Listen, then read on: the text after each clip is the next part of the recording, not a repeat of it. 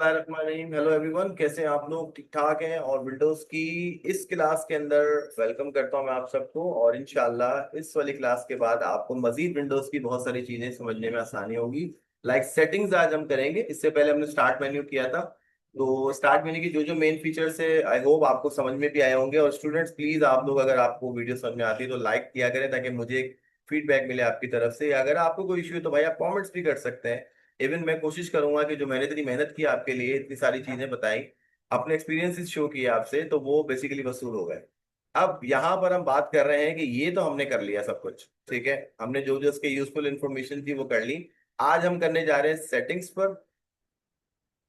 सबसे पहले स्टार्ट करेंगे सिस्टम से, सही है। इसमें जो जो आपकी काम की चीजें वो मैं आपको बताऊंगा, बाकी जो चीजें छोड़ने वाली होंगी वो भी मैं आपको बताऊंगा। सबसे पहले हम चलते हैं सिस्टम की तरफ। स्टूडेंट, सिस्टम बेसिकली पूरे कंप्यूटर की बात हो रही है।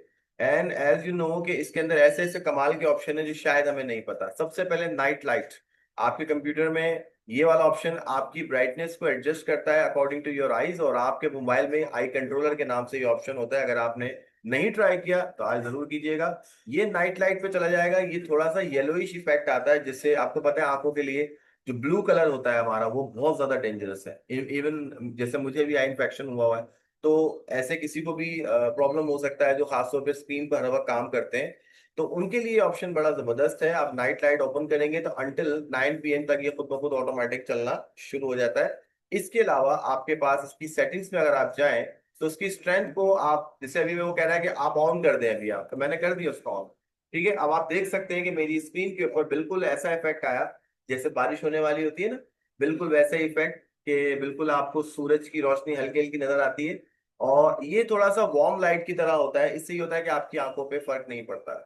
स्टूडेंट, इसकी स्ट्रेंथ को आप बढ़ा सकते हैं, ठीक है। और ज्यादा भी मत बढ़ाइएगा, मे बी आपकी आंखों में लग सकती है। ठीक है जी, टर्न ऑफ कर देते हैं इसको। ये देखें नॉर्मल हो गया। दूसरी बात, इसका स्केजुअल बना सकते हैं, यानी कि नाइट लाइट को आप सेट कर सकते हैं। जैसे अभी हमने थोड़ी देर पहले किया तो उसने कहा था 9 बजे हम इसको ऑन कर देंगे और तकरीबन सुबह 7 बजे इसको ऑफ कर देंगे, तो ये ऑटोमेटिक भी काम करता है। आगे बढ़ते हैं, साउंड ऑप्शन। बल्कि उससे पहले डिस्प्ले कंप्लीट करते हैं। स्टूडेंट्स, ये है आपका विंडोज एचडी कलर। इसके अंदर आपके पास ऑलमोस्ट जो सेटिंग्स होती हैं कंप्यूटर की वो यहाँ मौजूद होती हैं। यहाँ पर ये देख सकते हैं आप। इस वक्त एलईडी पे अपनी क्लास दे रहा हूँ, तो ये मेरी जो भी बेसिकली चीजों को एडजस्टमेंट करता है, इसकी प्रीव्यू दिखाता है, कौन सी चीज कैसी होगी वो यहाँ बताता है। बट इवन इसको हम तो मॉनिटर नहीं करते, विंडोज खुद ब खुद इसको एडजस्ट करता है।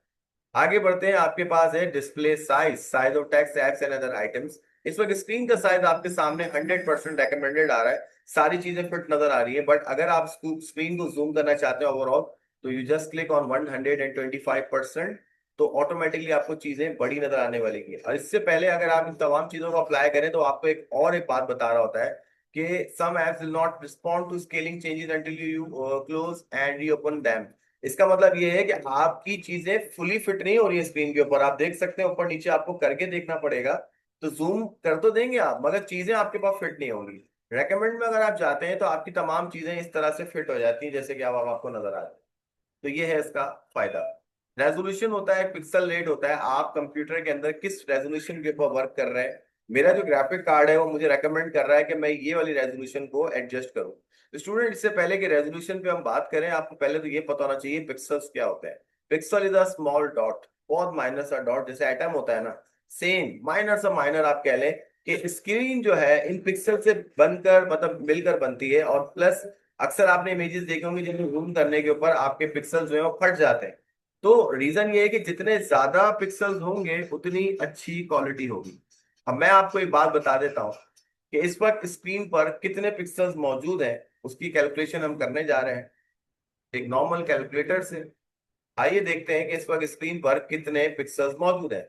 इन दोनों को आपस में मल्टीप्लाई कर लें, आपको ऑटोमेटिकली आपका आंसर मिल जाएगा। तो जी 7, 6 और 8, ये लीजिए 1,44,480 पिक्सल इस वक्त स्क्रीन पर मौजूद है, जिससे ये मिलकर बन रही है। तो इधर जितनी आप बेसिकली पिक्सल्स कम करेंगे, आपको क्वालिटी रेट उतना ही कम नजर आएगा। ये काम आप अपने किसी भी नॉर्मल मोबाइल की पिक्चर को खींचकर उसको जूम करके देखें तो आपको आइडिया हो जाएगा कि एक टाइम आएगा कि उसके पिक्सल्स आपको नजर आने लगे। दूसरी बात, ओरिएंटेशन।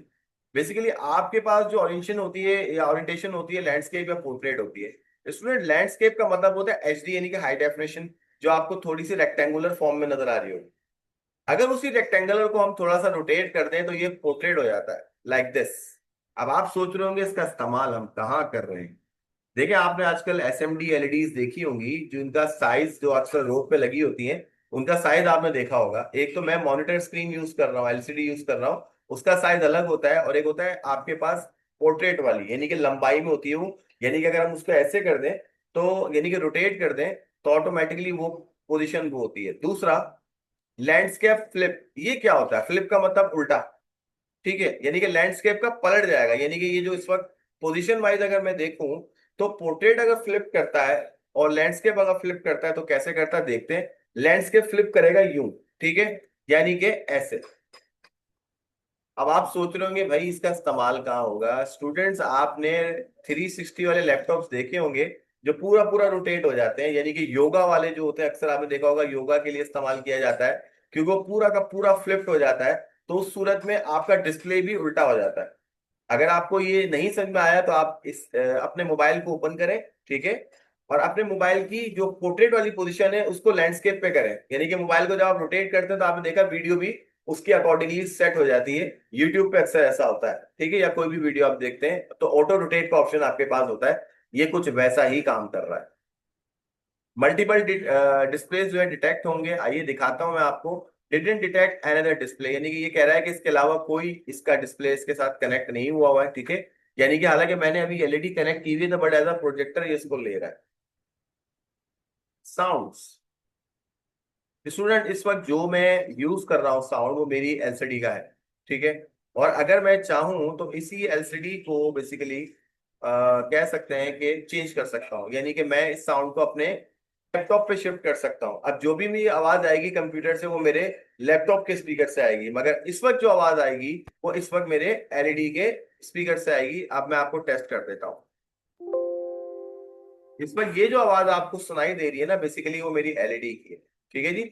इसी तरह से जब मैं यहाँ को चेंज करता हूं तो अब जो आवाज आएगी वो मेरे लैपटॉप से आएगी, ठीक है, क्योंकि मैंने माइक इस वक्त कनेक्ट किया हुआ है। तो मे बी आप लोगों को मेरी आवाज जो मेरे साथ बैठे हुए उनको नहीं आ रही हो, बट एक्चुअली में ये काम हो रहा होता है। आइए आगे बढ़ते हैं। इस वक्त इनपुट का ऑप्शन दिया हुआ है कि कौन सा इनपुट आपने यूज करना है। जी आपने जो नॉर्मली जो कार्ड कंप्यूटर में साउंड कार्ड लगा होता है इसने इसी को कनेक्ट किया हुआ है, उसी के थ्रू मेरा माइक भी चल रहा है, और आप ये देख सकते हैं मेरा माइक कंटिन्यूसली